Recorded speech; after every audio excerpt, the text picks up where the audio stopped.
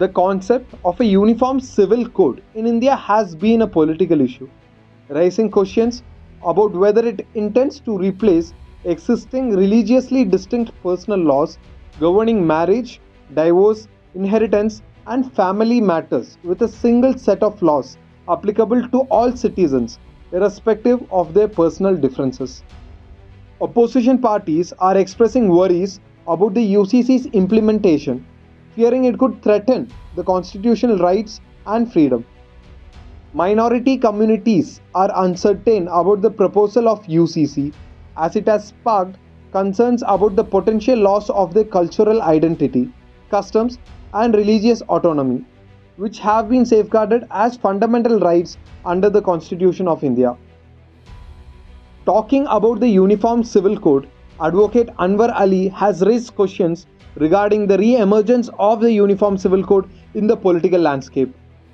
Citing the Law Commission's report from 2018, which deemed the UCC as not desirable, Ali questions the rationale behind bringing it up again. जहाँ तक law commission of India का सवाल है, जब उन्होंने 2018 में report जाहिर किया था कि it is not necessary and not desirable, that means the people of this country are not ready.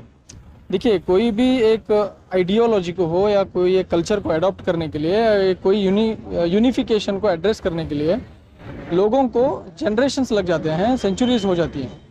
अब अचानक से 4-5 साल में ऐसा क्या चेंज आ गया कि लॉ कमीशन को फिर से उसके ऊपर सजेशन लेने की ज़रूरत पड़ गई. और ये लॉ कमीशन का भी एक गलत स्टैंड है कि उसने सजेशन उस चीज़ पे मांगा है जहाँ पे कोई उसका रूपरेखा नहीं है, कोई उसका मॉडल नहीं है, कोई एक एग्जाम्पल के तौर पे कोई ड्राफ्ट तक उन्होंने भेजा नहीं, और आप सजेशन मांग रहे हैं. किस पे सजेशन देना है? ये एक बिल्कुल पॉलिटिकल गिमिक है 2024 में इस्तेमाल करने के लिए, और अपने पोलराइजेशन का एक वेपन यूसीसी को बना के लोगों के बीच में तफरीकी डालने की कोशिश कर रहे हैं. अब जहाँ तक यूसीसी के अंदर कोई चीज़ आएगी तो क्या होगा? देखिए, जहाँ तक पर्सनल लॉज की बात है, मुस्लिम्स ही नहीं, नॉन मुस्लिम्स में जितने भी क्लस्टर्स हैं, जितने भी कास्ट हैं, सब कास्ट हैं, डिविजन्स हैं, अदर रिलीजन्स हैं, सबसे ज़्यादा तो उनको नुकसान होगा. वहाँ पे उनके पर्सनल लॉज के ऊपर अटैक होगा. और इस चीज़ को हिंदू मुस्लिम डिवाइड करके लोगों के अंदर एक दहशत पैदा करने की जो कोशिश हो रही है, this is nothing but an attempt to gain the votes in the coming election of 2024. This is what I could suggest to. मैं आवाम से ये कहना चाहता हूँ, जब आपके सामने कोई चीज़ आई ही नहीं है, कोई भी उसका एक एग्जाम्पल ड्राफ्ट के तौर पे रखा ही नहीं गया है, तो आप उस पर बिला वजह घबराने की या उसके ऊपर कोई तंज करने की या उसके ऊपर कोई डिस्कशन करने की ज़रूरत ही नहीं है. आप बिल्कुल बेफिक्र रहिए. और आर्टिकल 44 ही क्यों, उसके अलावा दीगर आर्टिकल्स भी है. Direct to principles of state policy के अंदर आर्टिकल है 39 ये है, जो ये भी बताती हैं कि इक्वल राइट हो, इक्वल पे हो, मेन एंड वुमेन के बीच में इक्वल वेल्थ डिस्ट्रीब्यूशन हो. उन चीज़ों के बारे में भी तो है. सब कुछ छोड़ के सिर्फ आर्टिकल 44 पे क्यों फोकस किया जा रहा है? क्योंकि इसको पोलराइज करके आने वाले इलेक्शंस में इसको फ़ायदा लिया जाए. इसके बहाव से ऊपर जाना है तो वो जाएगा ही. 370 हट गया, कुछ हुआ इफेक्ट? क्या उससे कोई डेवलपमेंट आया है देश में? ट्रिपल तलाक का कानून बना, क्या उससे क्या ट्रिपल तलाक होना रुक गए हैं? ये सब कहने के लिए है.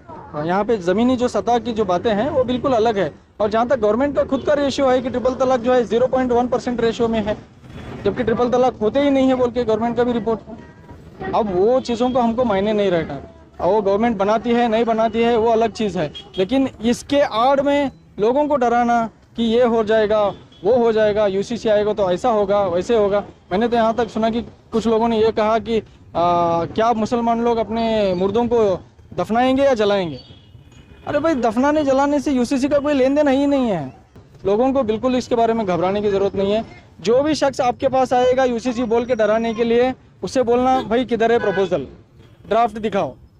कुछ भी नहीं है आपके पास और आप बोल रहे हैं कि अपोजिशन करो, अपोजिशन करो, अपोजिशन करो. किस चीज़ का अपोजिशन करे? Advocate Anwar Ali points out the absence of a concrete draft or proposal to refer to, and also criticizes the so-called leaders for taking a stand when there is no draft on UCC. He sees it as a political gimmick by the government to gain votes for the 2024 election.